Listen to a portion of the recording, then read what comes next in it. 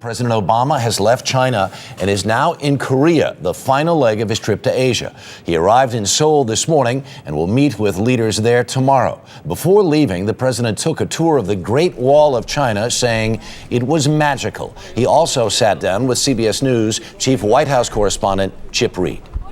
In my interview with the president here in Beijing, he had some very interesting things to say about the war in Afghanistan, about the toll his job is taking on him, and even about Sarah Palin.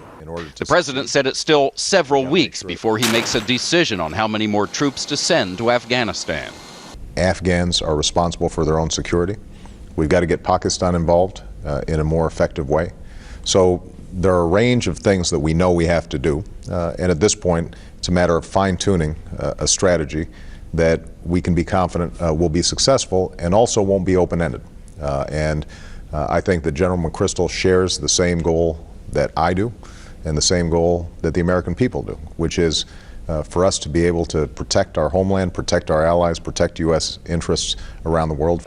I asked the president if he's as angry as Defense Secretary Robert Gates about all the leaks coming out of his administration about the Afghanistan deployment decision. I think I'm probably angrier than Bob Gates about it. Partly because we have these deliberations in the Situation Room for a reason, because we are making decisions that are life and death, that affect how our troops are going to be able to operate in a theater of war. For people to be releasing information during the course of deliberations where we haven't made final decisions yet, I think is not appropriate. Is it a firing offense? Absolutely. Put your seatbelt on, sharp turn here. Sarah Palin has given you a grade of 4 so far as president on a 10-point scale. Is that a fair assessment? Well, look, I have to say that obviously Ms. Palin's out there selling books right now. I think she's going to do very well.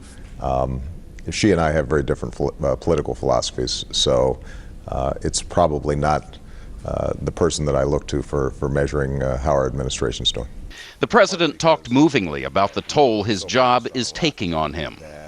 Well, look, my weight doesn't fluctuate too much. It goes in a 5-pound bandwidth, and it has for the last 30 years. Yeah.